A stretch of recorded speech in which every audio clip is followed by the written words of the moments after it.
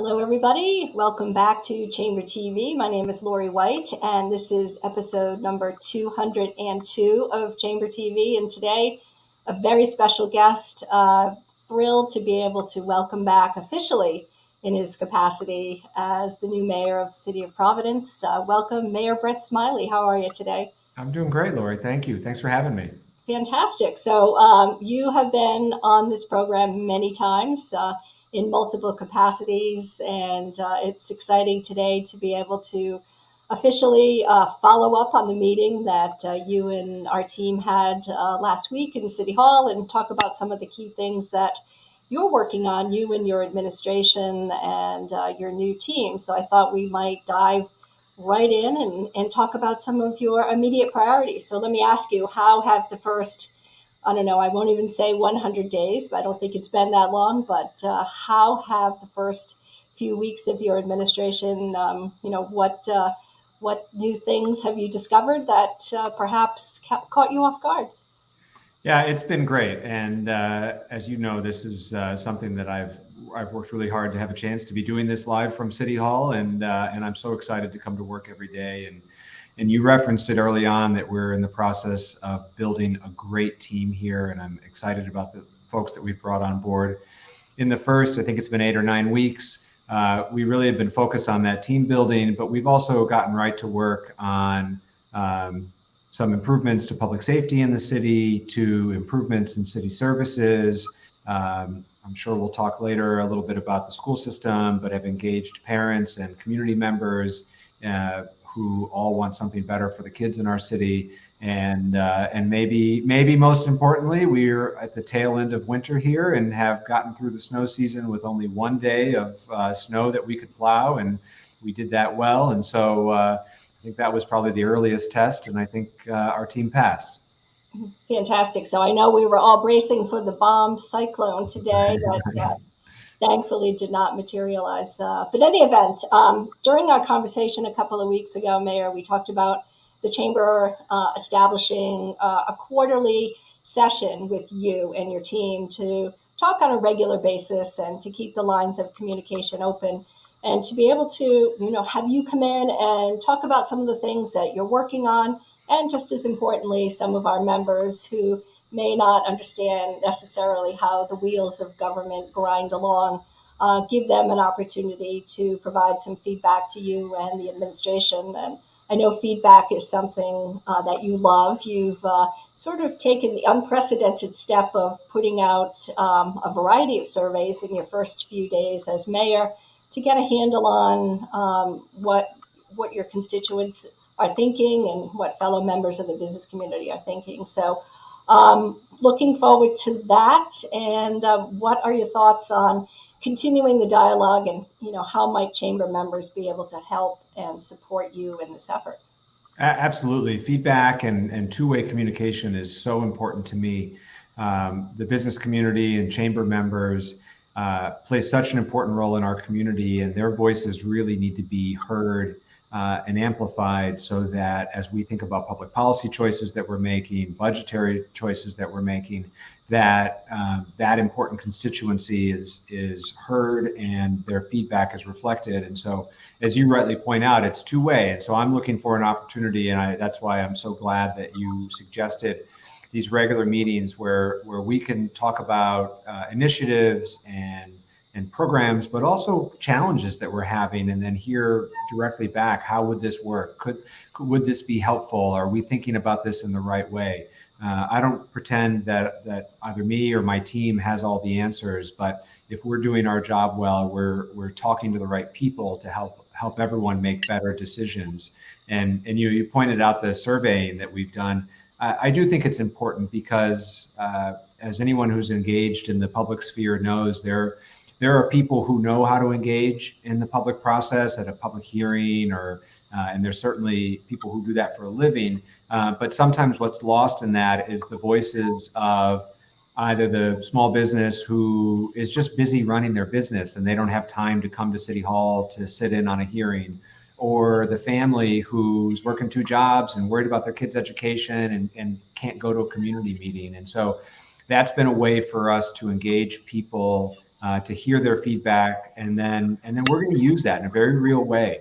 The things that we learned from our community satisfaction survey are going to be reflected in our budget priorities.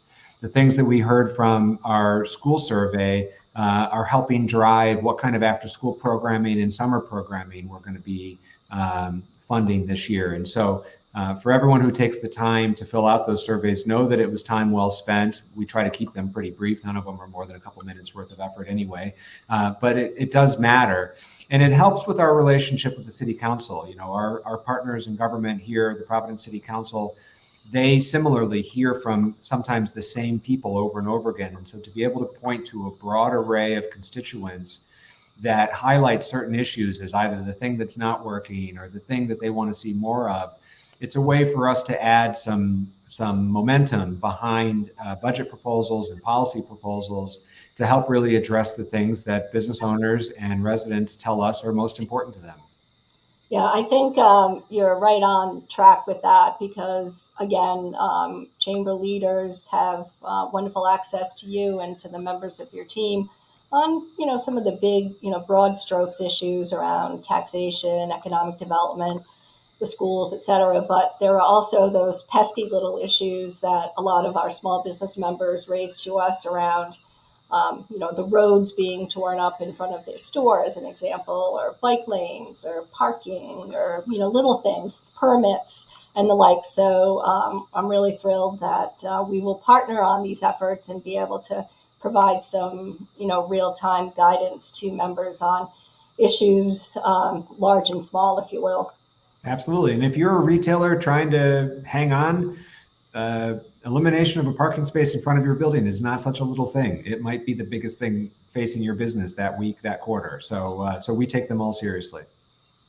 Fantastic. So let's build on some of your surveys. And you took what might be an unprecedented move and doing sort of a profile, an amalgamation, if you will, of who the city residents would like to see as their next police chief. So tell us about how that process went, and tell us about our new chief. And we're all looking forward to establishing a really good relationship with him as well. That's great. Yeah, and as I know you had a close relationship, and so many of the leaders in the business community had a great relationship with our former chief Hugh Clements and our former commissioner Steve Perry. It was a big change in Providence to have both of those folks move on. And so I took the opportunity to step back and research best practices. Our really talented staff here at City Hall did a lot of research into chief searches around the country. And I also think that a reflection may be different from when Colonel Clements was hired. That was almost 15 years ago. Where we are in policing in America today has changed also over the last decade. And so community support and community buy-in are really critical ingredients for both better policing, but also for the chief themselves to be successful. And so what that process was, Chief Clements and I together interviewed candidates and selected finalists.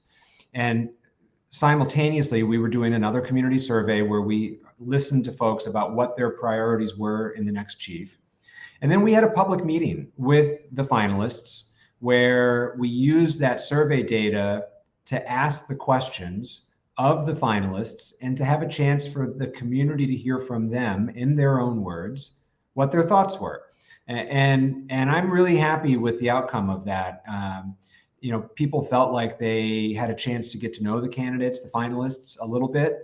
And as a result, when we made the selection of our new chief, Oscar Perez, there were leaders in the community who maybe didn't know him previously. And at that point, it wasn't a surprise. It wasn't some big reveal, but it's like, oh, I know him a little bit. I really liked what he had to say the other day. And I think gets him on a good footing from day one to be successful in this job. And so we have a new chief of police, Oscar Perez, a 29-year veteran of the police department, has worked in nearly every job in the department, a really compelling personal story and a great connection to the community. And then a new deputy chief, which is Commander Kevin Lanny, who was another one of those finalists. He was the kind of relative newcomer to the group with only 20 years of experience in the police department, which is of course a ton of experience. And together they are the new leadership team for the police department, and I think are going to help take us to the next level. There's big shoes and to fill and a big legacy from Colonel Clements, but I've been clear, we're not just trying to find a replacement for Colonel Clements. What we're trying to do is to set up the next chief to help take us to the next level. And so what that means to me is continue our excellence in community policing, but also start to focus on, what I refer to as quality of life crimes, the things, kind of like we were talking about with kind of quote unquote the small things. But the small things in public safety are also big things. Everything from ATVs and motorcycles to a lack of enforcement around noise violations or certain licensing or permit issues that degrade the quality of life in our neighborhoods for residents and impact businesses in our commercial corridors. And so that's where I want to see us grow and expand. It's not a replacement of an old strategy. It's just an advancement in the kind of the next level. And it's going to be hard work, but Colonel Perez and Commander Lanny share my vision for that. And I'm really excited to see what they do with their department in the years to come. One of the issues that's been a perennial issue for a bit, and you're no stranger to this issue, is the notion of Kennedy Plaza, and as you put it, petty crime, and a sense that Kennedy Plaza could be a greater space than it is right now. And we discussed this in your office, and you were sharing that you had a new strategy and have had some quick wins in terms of helping those tenants, property owners, real estate owners that are located around the periphery of Kennedy Plaza, some new perspective on how you would look at the amenities that Kennedy Plaza should and could offer. Yeah, we recognize that public safety in Kennedy Plaza is not what we want it to be. And so for years, there's been an intensive effort around the providing of social services in KP, a real intentional focus on addressing the needs of those who are unhoused and those struggling with substance use. And unfortunately, in my opinion, law enforcement has been less involved in the solution there. And so we are continuing to provide those social services. We've not backed away from any of those commitments, but we're also now increasing a public safety presence in the plaza, in Burnside Park, for the safety and enjoyment of everyone who wants to use the park, for the business owners and the employees who go to work there, the students who change buses there on their way to or from school. And so downtown business owners have already noticed that there is an increased presence of Providence Police. The mounted command, actually the horses are out regularly. There's a beat cop walking the plaza. And we have some folks from the school department that are actually staffing in the afternoons at the time when the students switch buses after high school. There's been some conflicts, one of which regrettably turned violent, between a couple groups of students at a couple high schools. And so we have school officials, not police officials, but school officials who are helping be there as people in positions of authority to help mediate conflict, to make sure that everyone who uses the bus, who works downtown or visits downtown, can feel safe. And residents are going to see more and more of that, and try to change the perception that Kennedy Plaza is unsafe and that it's a detriment to business. The other thing that we've done is, there's been a lot of conversation over the years, including some very grand plans for the reconstruction and redevelopment of Burnside Park and Kennedy Plaza by the previous administration. We've pushed pause on spending some of that money. My hope is that Kennedy Plaza is adjacent to the largest construction project in Providence, which would be 111 Westminster Street, the Superman building. And before we start spending limited capital infrastructure dollars on redesigning Kennedy Plaza yet again, I think we need to coordinate both the moving of the bus hub to the proposed new site on Dorrance Street and the reconstruction of 111 Westminster Street. And so there was discussion about tearing up Washington Street for a redesign. We've stopped that. We're going to save that money and wait until these other changes take effect so that we don't waste money to redesign a space that's going to get dug up again and again and again. There's nothing more frustrating as a taxpayer or as a public official than to see those limited investment dollars get wasted because of proper planning and proper coordination. Yeah, so you seem to be in the enviable position of being able to look at these projects with historical perspective, because you're right. A lot of folks that frequent the downtown, a lot of property owners rightly get frustrated with the continuing efforts to reshape and redesign and invest, and only to reinvest and uninvest and have a new flavor, really every year or every 18 months or so, in terms of what's happening downtown. And the thought that we can sit and wait and think about how 111 Westminster is in fact going to how it's going to regenerate itself. So on that note, tell us what the latest is on that project. The chamber is very much supportive of the redevelopment, and we were very active in the legislative session last year to help move those discussions along. So where do things stand today, and when can we see some visible signs of progress?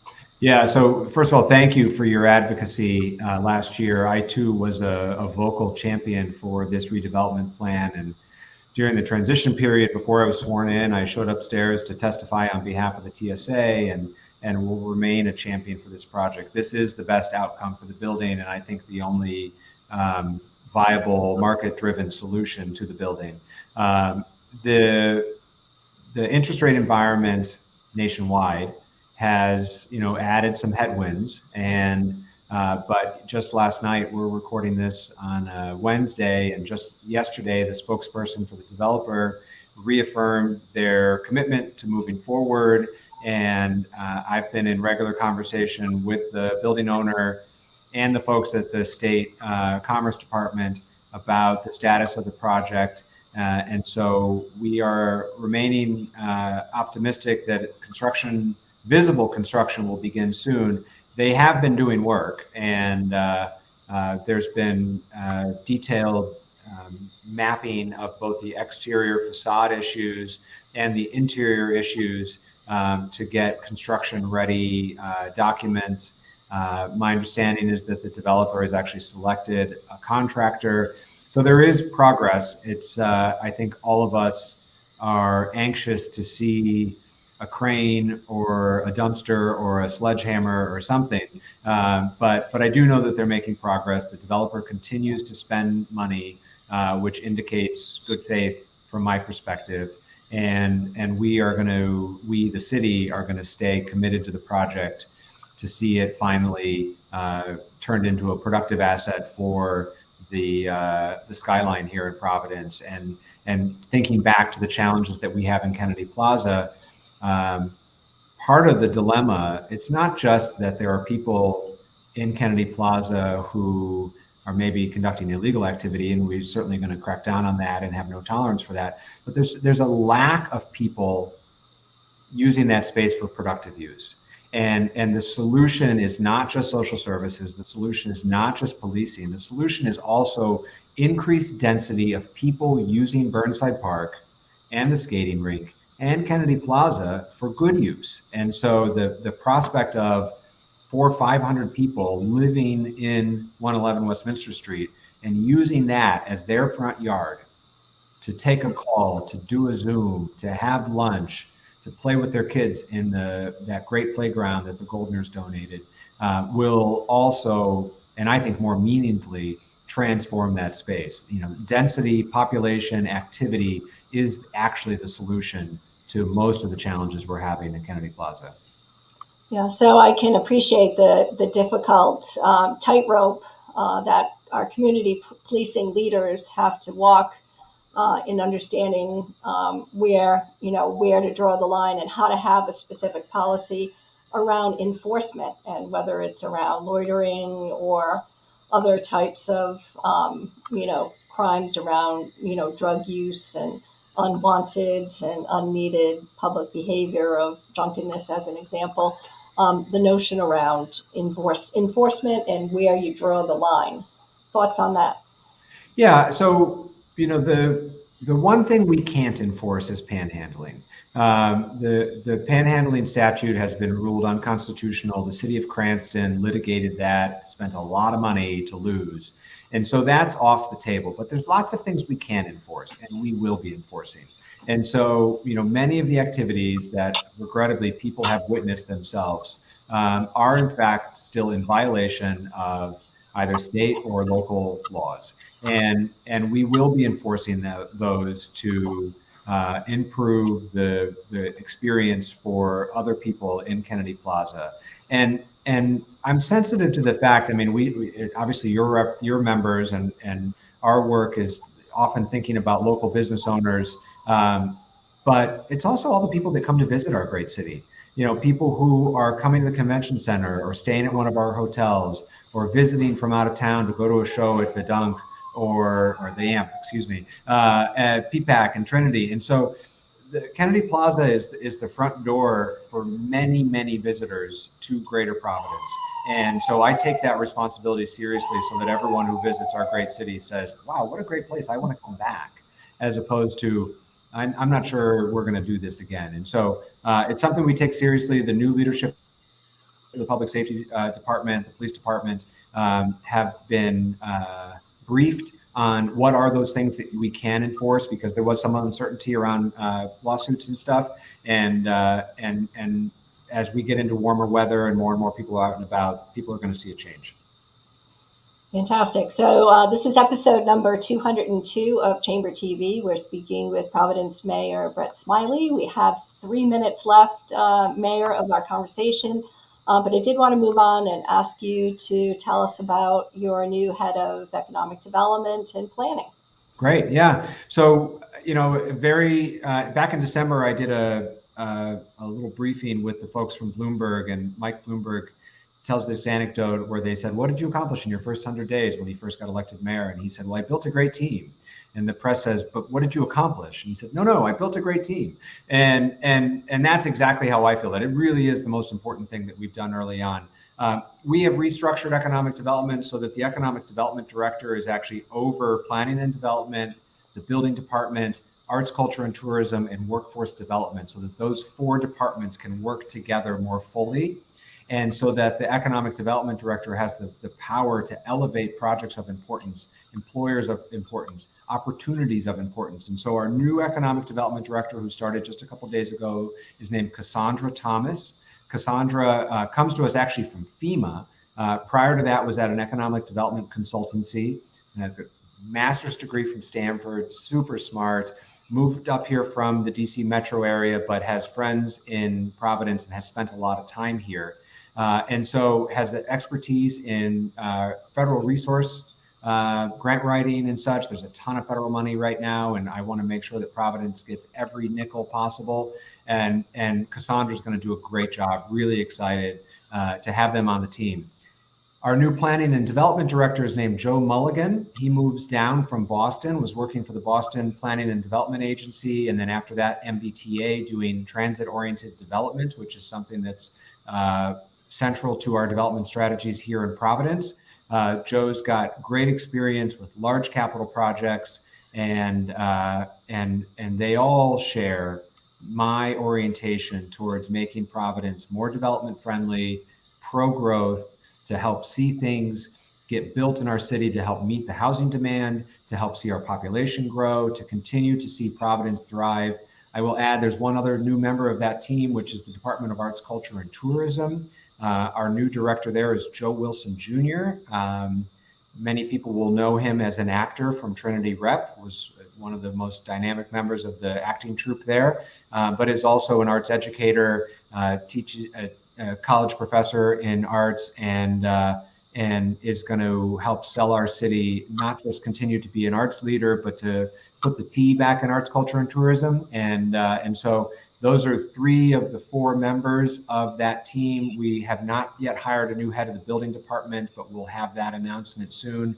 But it is a totally reinvigorated, very excited team, ready to get to work and ready to make Providence the world-class city we all know it can be.